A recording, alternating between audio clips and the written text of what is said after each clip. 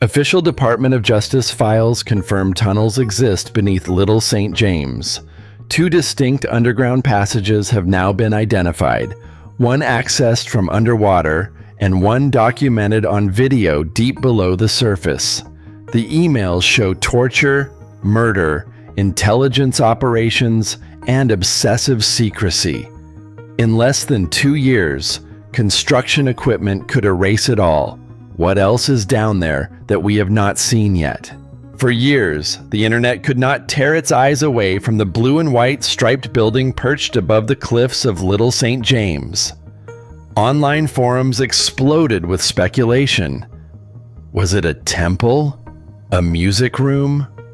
Or something more sinister? Drone footage racked up millions of views, with every frame dissected for hidden symbols, secret doors, or a glimpse of the forbidden inside. Social media threads mapped every tile, every shadow, convinced that the truth was hiding in plain sight.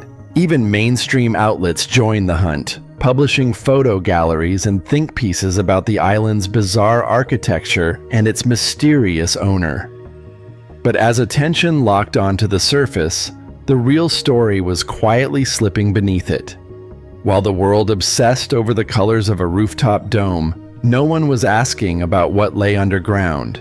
No one was demanding blueprints, permits, or proof of what was being built out of sight. The fixation on the temple became a distraction, leaving a blind spot just wide enough for secrets to pass through.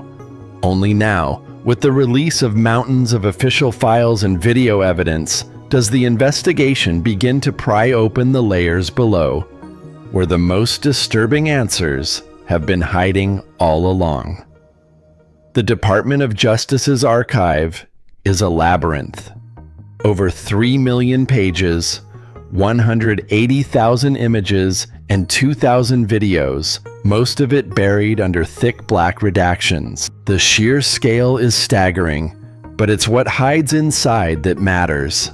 Among the files, more than 550 pages are devoted to just one subject: the island's underground.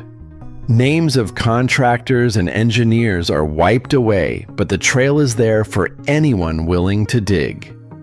In August 2009, an internal DOJ email file, IDOJYMG00004512, slipped through the cracks.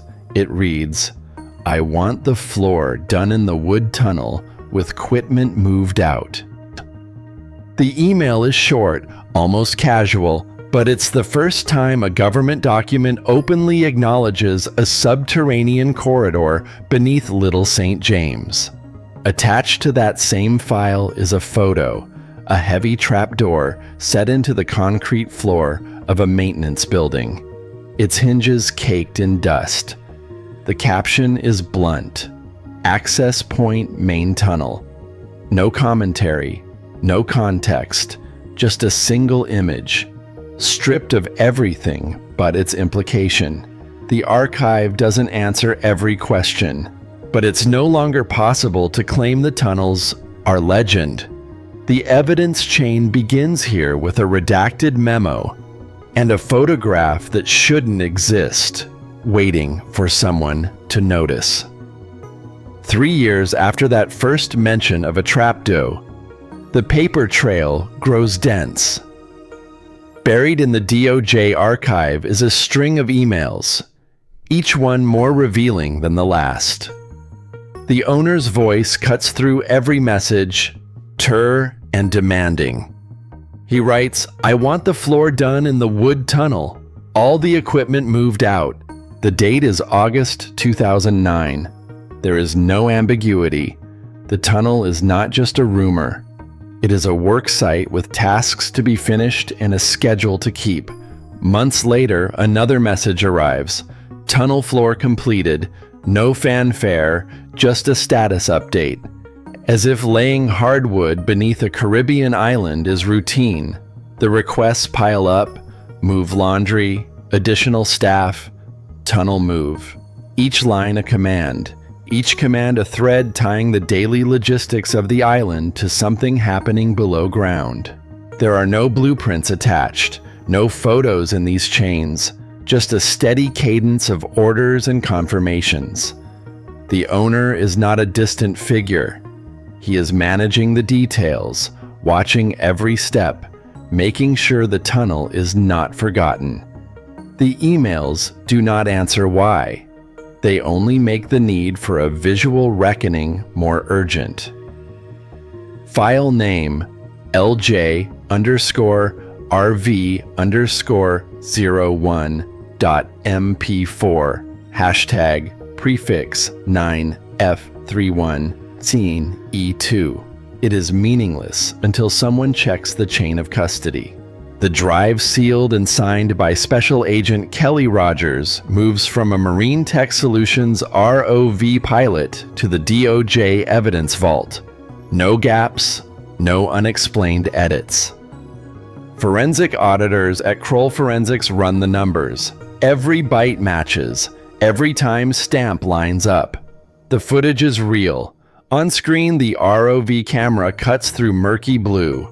At azimuth 265 degrees, the bearing lines up with the western bluff. Just below the so-called temple, concrete ribs appear, spaced at regular intervals, forming the unmistakable outline of a tunnel. There is a gentle slope, water beating on smooth epoxy, and then at the far end, a metallic hatch closed tight against the sea. GPS coordinates embedded in the video match Little St. James to the decimal. The tunnel is not theory anymore. It is there, mapped by machine, confirmed by the numbers, and held under lock and key in the DOJ vault. The first corridor is undeniable, but the story does not stop with one passage. The evidence is about to double. At timestamp 05743 in the Department of Justice video archive, a new corridor cuts through the darkness. This time it is not empty. A lone figure stands in the passage. Back to the camera, the outline of a New York City Department of Environmental Protection logo stamped on the shirt. It is an odd detail out of place on a Caribbean island, but the insignia is clear enough to freeze the frame. The video file is labeled with a Department of Justice archive code, logged and time-stamped, leaving a paper trail that cannot be brushed aside. This is not a repeat of the first tunnel. The walls are poured concrete, pipes run overhead, and there is a faint echo of machinery humming somewhere out of sight. The figure pauses at a branching point, glancing toward a heavy steel door set into the wall. There is no mistaking the institutional feel. This is not a casual maintenance crawl space. The presence of municipal markings raises new questions. Who brought a Department of Environmental Protection engineer to this island, and under what authority? The corridor's length and construction match nothing in the released building plans, and the video's existence means at least one official investigation documented more than a single tunnel. In a matter of seconds, the scope of the underground network doubles, and with it, the unanswered questions multiply. Buried in the DOJ document dump, the language turns suddenly brutal. Contempt warnings and legal qualifiers frame every reference, but the words themselves are plain, unvarnished. One email stripped of sender and recipient reads, "No one will lie to me and get away with it. No one. I give you permission to kill him." The file is stamped as evidence, its context blacked out by redaction bars, but the intent cuts through.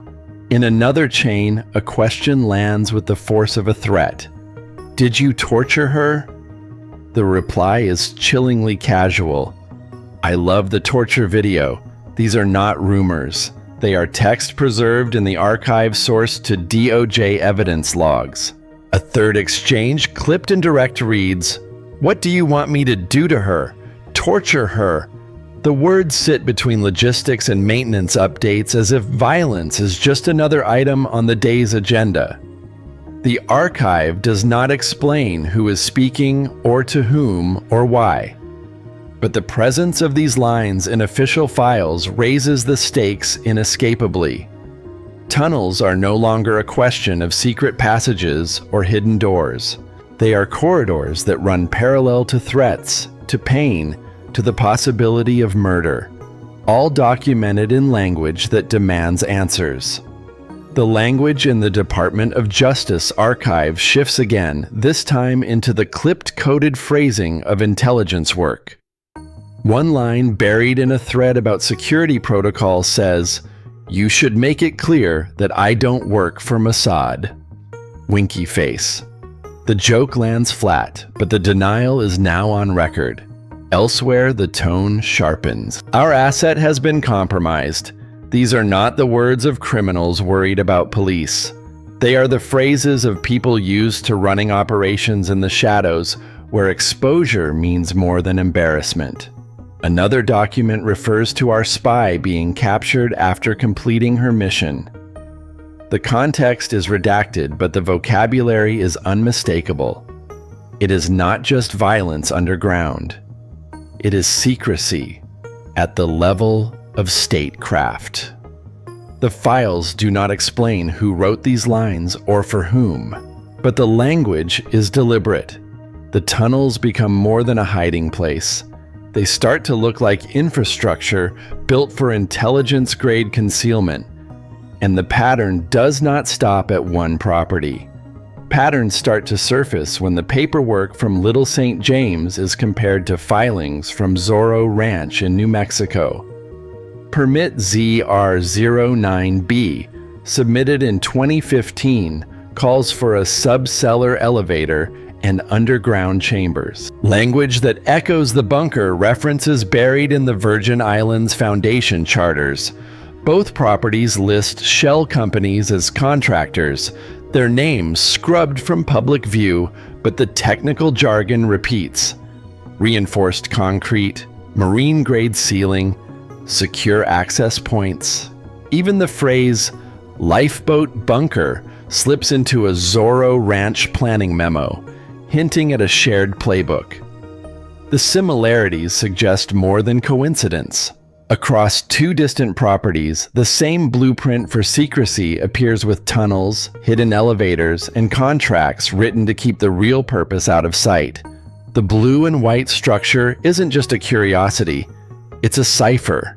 Permit records listed as a music pavilion, but the building rises octagonal rather than rectangular. Each of its 8 sides mapped with geometric precision. When the island's layout is overlaid with the temple's axis, the lines converge on the known tunnel access points, one beneath the bluff and another near the maintenance building. The orientation isn't random. Each angle mirrors an ingress vector as if the surface design is a mask for routes below. The symmetry is too exact for coincidence. Every line, every shadow leads somewhere deeper. Today, Little St. James faces redevelopment, and with it, the risk that every tunnel, every encrypted file, every trace vanishes for good. The records are incomplete. The system that built them remains untouched. What slips beneath the surface now may never resurface.